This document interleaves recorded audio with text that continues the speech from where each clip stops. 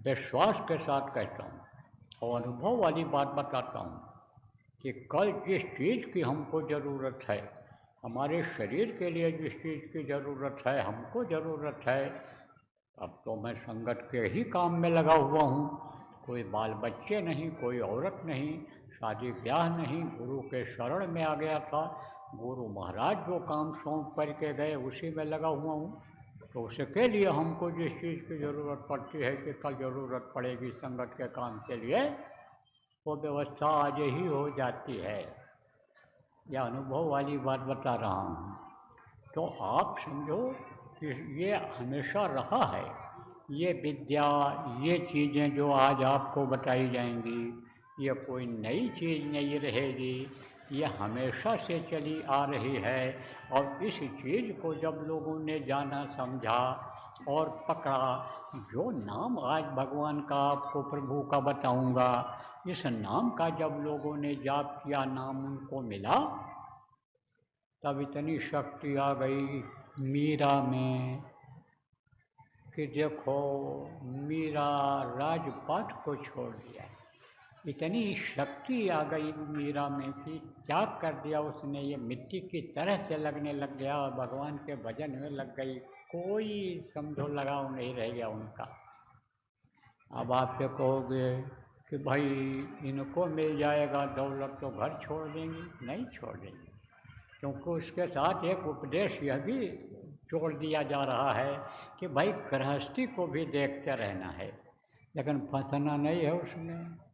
उस दौलत को पालो जो आपके भी काम आएगी और दूसरों के भी काम आएगी। उस दौलत को पाने के बाद सती सावित्री ने पति के प्राण को वापस ले लिया। सती अनसुईया ने ब्रह्मा विष्णु महेश को छोटा छोटा बच्चा बना दिया। जो पढ़े लिखे लोग हो बच्चे और बच्चियों, आप समझते हो, इतिहास को पढ़े हो, तो वो शक्ति आ जाए। अब आपको बताऊं कि उसके लिए न घर छोड़ना रहेगा, न ज़मीन जायदाद छोड़नी रहेगी, न बाल बच्चों को छोड़ना रहेगा। आपको घर में ही बैठ करके थोड़ी देर करना रहेगा। इसी गृहस्थी में से समय निकाल लेना रहेगा। आप कहोगे आपकी हम बहुत बिजी रहते हैं, व्यस्त रहते हैं। व्यस्त तो रहते हो आप, लेकिन मैंने आपको बताया ना कि आप जब उस मालिक पर विश्वास कर लोगे कि जो पैदा होने के पहले माँ के स्तन में दूध भर देता है, परवरिश वो करता है, उसके करने से होता है, आपको तो खाली उसने निमित्त बना रखा है। जब ये सोच लोगे तब समय निकल आएगा। ये बच्चे हैं, ये बैठे हैं, ये बच्चे स्कूल में पढ़ते हैं, ये जो आगे बैठे हैं, ये टाइम टेबल बना रखे हैं अपना, किस चीज़ का, पढ़ने का। और ये मास्टर जी लोग बैठे हैं, ये प्रिंसिपल बैठी हैं, ये टाइम टेबल बना देते हैं। कितनी देर हिंदी पढ़ेंगे, इतनी देर अंग्रेजी पढ़ेंगे, इतनी देर भूगोल इतिहास पढ़ेंगे, इतनी देर तक गणित पढ़ेंगे। यह यहाँ का टाइम टेबल स्कूल का बन गया। और बच्चे घर पे भी टाइम टेबल बना लेते हैं। क्या बना लेते हैं कि हिंदी इतनी देर, अंग्रेजी इतनी देर दोहराएंगे और फिर आगे का पाठ पढ़ेंगे। ये इतने में सेट कर लेते हैं कि जो पढ़ाया वही बच्चे तरक्की करते हैं कि जो पढ़ाया उसको दोहरा लिया तो याद हो गया। अब कल क्या पढ़ाएंगे उसको भी एक बार पढ़ लिया। अब फिर गए जब मास्टर जी लोगों ने पढ़ाया तो फिर याद हो गया, और फिर दोहराए तो 3 बार जब पढ़ लेते हैं तो याद हो जाता है। हमारे भांजे के साथ में एक लड़का पढ़ता था, उसने कभी कुछ लिखा ही नहीं, इसी तरह से पढ़ता था। वो किताब पढ़ लेता था बस एक बार जब जाना होता था परीक्षा देने, बाकी सब उसको रटा रहता था, क्योंकि 3 बार रट जाता था। और ये बुद्धि आप समझो कि इस तरह की रहती है, याददाश्त इस तरह का बचपन में रहता है कि जिससे उनको याद हो जाता है। बुढ़ापे में नहीं याद होता है, लेकिन बचपने में जो प्रार्थना श्लोक आप लोगों ने याद किया होगा, जो बुढ़े लोग हो आज भी याद होगा। वो जो याद हो जाता हमेशा याद रहता है। और उन बच्चों को ज़्यादा याद रहता है जो शाकाहारी होते हैं, जो व्यसन में नहीं फंसते हैं, कोई नशे की चीज़ें नहीं खाते हैं। हरियाणा और पंजाब में ये नशेबाजी बहुत बढ़ गई है। आप ये समझो कि 13-13, 14 साल, 8-8, 9-9, 10-10 साल के लड़के नशा करने लगे, लड़कियां नशा करने लग गई। बूढ़े 80-80 साल के कभी नशा छुए नहीं थे, वो नशे की आदत में आ गए। अब आप सोचो, ऐसी ये छूट की बीमारी नशे वाली लग रही है कि इससे तो समझ लो कि ये जवानी छोटे बच्चे देख ही नहीं पाएंगे, ये बुढ़ापा देख ही नहीं पाएंगे, इनका तो शरीर खत्म हो जाएगा। सोचो देश कैसे चलेगा, खानदान आपका कैसे चलेगा, समाज ये कैसे चलेगा। इस पर विचार करने की ज़रूरत है बुद्धिजीवियों को। तो मैं आपको बता रहा था कि भाई जैसे ये बना लेते हैं अपना पढ़ने का नियम, ऐसे आप भी नियम बना लो कि सुबह जल्दी उठ जाएंगे, हाथ मुँह धो लेंगे, और ये अपना असीला काम है जो आज बताया जाएगा उसको पहले कर लेंगे, और उसके बाद फिर अपने अन्य कामों में लगेंगे। देखो प्रेमियों, ये साधक हैं बहुत से लोग, कल से यही अलग थे साधना शिविर, आज ख़त्म हुई है इनकी। जो अच्छे साधक होते हैं उनको नींद बहुत कम आती है, थोड़ी देर भी सो लिए तो आप ये समझो उनका पूरा हो जाता है। विदेशों में मैंने देखा दिन रात लोग लग कर के काम करते हैं। आप समझो कि वहाँ गया था अमेरिका में, तो वाशिंगटन में उधर गया, देखा, बोले चलो घूम आए, खाली बैठे हो, तो गए। लोगों ने कहा रात को चलो तो भीड़ कम मिलेगी, शांत वातावरण रहेगा। रात को गए तो वहाँ देखा पार्क में ही ऐसे बैठे हुए हैं बेंच के ऊपर, और एक दो और दर्जनों बैठे वहाँ सो रहे हैं। हमने कहा ये लोग, बोले ऐसे सो लेते हैं। और फिर उसके बाद में अपना गए वहाँ, और शौचालय बने हुए हैं, शौचालय में नहाए धोए, शौच गए, और फिर होटल में नाश्ता किया, फिर काम में लग गए। तो उनका लक्ष्य क्या बन गया है? काम करने का। उनको और जानकारी नहीं है। आपका लक्ष्य जब बन जाएगा कि हमको अपना मानव शरीर सार्थक करना है, अब हमको जन्मना मरना नहीं है, इस जीवात्मा को मुक्ति दिला देना है, ऐसी जगह पर पहुंचा देना है जहाँ से ये दुख के संसार में फिर न आवे। जन्मते वक्त में जो दर्द होता है, बच्चा रोता है, वो दर्द न हो। मरते समय जो हड्डी हड्डी चटकती है वो न चटके, वो दर्द न हो। तो आपका मन लग जाएगा, समय निकल आएगा। देखो प्रेमी, 3 घंटा समय निकालना, बाकी 21 घंटा समय आपके लिए रहेगा, आपके बच्चों के लिए, आपकी कमाई के लिए, आपके घर की गृहस्थी के लिए बच्चियों रहेगा। 21 घंटा समय उसमें लगाओ, और 3 घंटा समय अगर इस समय पर मलिन युग में, कल युग में निकाल लोगे इस काम के लिए, तो इसमें आपका काम बन जाएगा। हमको तो ये विश्वास है कि गुरु महाराज की दया आपके ऊपर हो जाएगी, और आपका लोक भी बन जाएगा, परलोक भी बन जाएगा।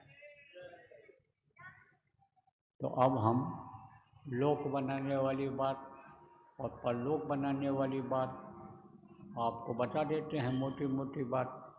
देखो, लोक बनाना किसको कहते हैं? कहते हो ये अच्छा खाते हैं, ये अच्छा पहनते हैं, ये अच्छे घर में रहते हैं, ये ऊंची कुर्सी पर बैठते हैं, ये सम्मानित आदमी हैं, इनका लोग पैर छूते हैं, इनको लोग प्रणाम सलाम करते हैं, इनका लोक बना हुआ है। परलोक बनाना किसको कहते हैं? जहाँ पर आप रहते हो मृत्यु लोक है, यह मृत्यु लोक है। इसके ऊपर बहुत से लोक हैं। ये जो सूरज दिखाई पड़ते हैं, चंद्रमा दिखाई पड़ते हैं, ये तारामंडल जो दिखाई पड़ता है, ये जो हवा आप लग रही है जिससे जिंदा हो, और जो ये अग्नि है, सूरज की गर्मी है, और ये पवन देवता जिसको हवा कहते हो, और आप ये समझो आकाश मंडल जिसके नीचे आप हो, तो इनका भी सबका लोक है, यह भी देवता ही कहे जाते हैं, क्योंकि तभी तो पावर है। आदमी से ज़्यादा पावर देवताओं में होती है, शक्ति होती है, तो उसमें पावर है तो उनका लोक है। 33 करोड़ दुर्गा और 10 करोड़ शंभू जब दुनिया बनाई गई थी तो बनाए गए थे। संसार जब बना था, जब निर्माण हुआ था इधर का, तो वो बनाए गए थे। उनका भी लोक है, शिव का लोक है, ब्रह्मा विष्णु का लोक है, उनकी माँ आद्या महाशक्ति का लोक है, उनके पिता ईश्वर का लोक है, ब्रह्मलोक, पार ब्रह्मलोक, सतलोक, अलख लोक, अगम लोक, अनामी लोक, बहुत से लोक हैं। उन लोकों में आप आने जाने लग जाओ। वो रास्ता इन्हीं दोनों आँखों के बीच से गया हुआ है। उस रास्ते को अगर आप समझो कि उस रास्ते पर चलने लग जाओगे तो वहाँ जाने लग जाओगे तो परलोक देख लोगे, परलोक में आना जाना शुरू हो जाएगा। तो यह काम इस समय बहुत आसान है।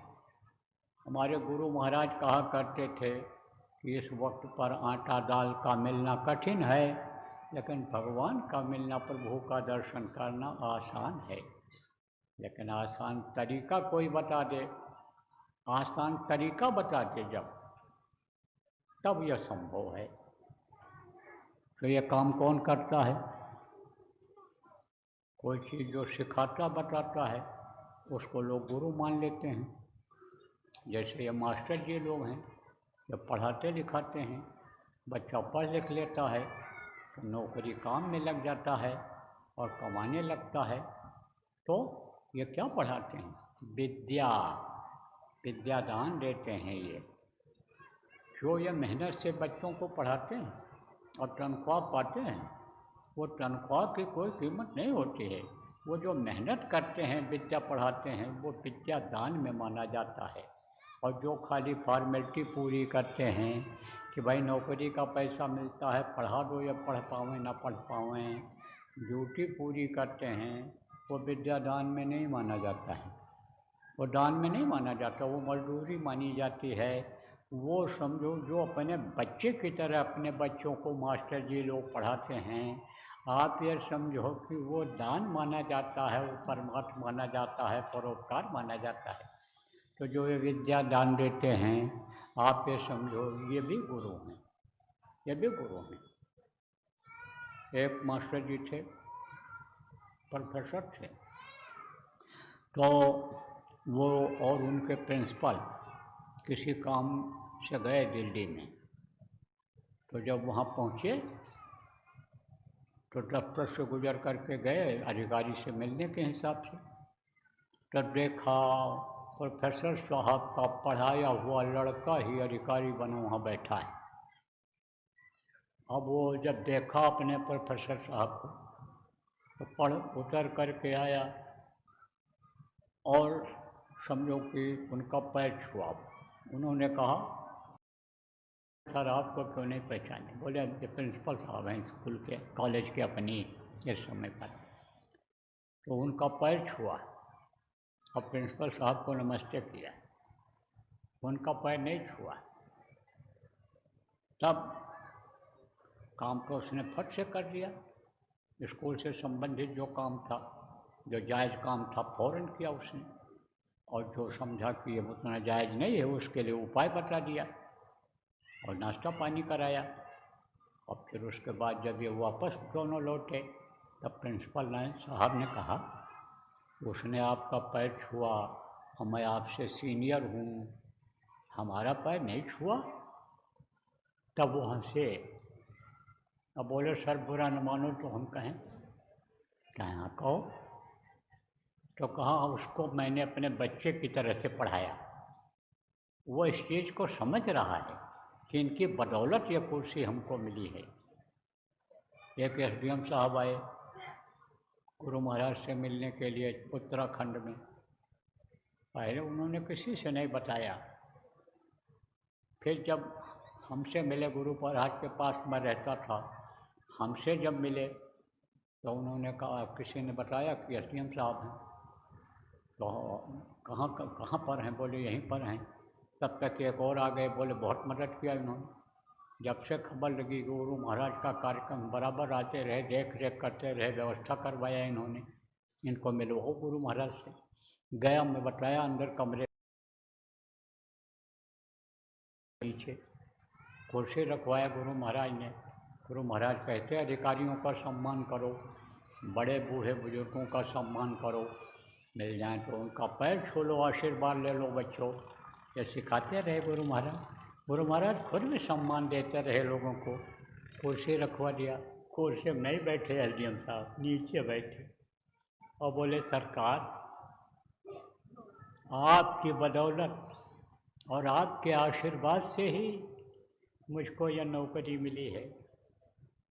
बोले हमारा पूरा परिवार नामदानी है, मैं नामदान नहीं ले पाया, मैं पढ़ने लिखने और नौकरी में रहा, लेकिन मेरा परिवार नामदानी है और बराबर दुआ आशीर्वाद आपका लगता रहा और वो आपसे प्रार्थना करते रहे और आप आशीर्वाद देते रहे और रास्ता बताते रहे, आपकी बदौलत यह नौकरी है।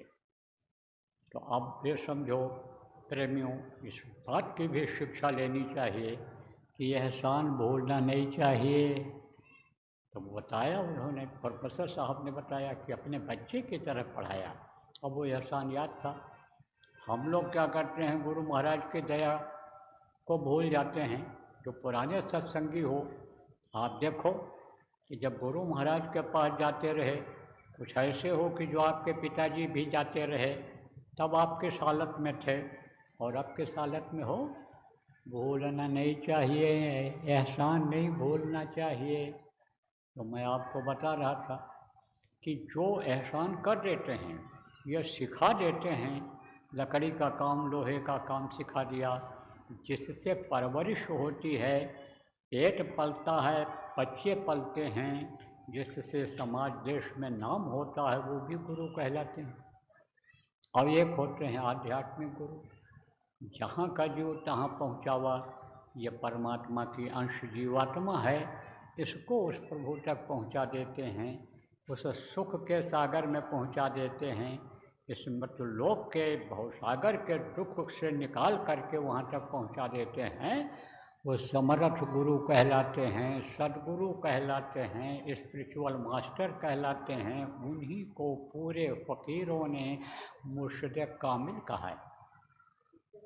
हमेशा इस धरती पर रहते हैं, उनकी ज़रूरत सबको रहती है।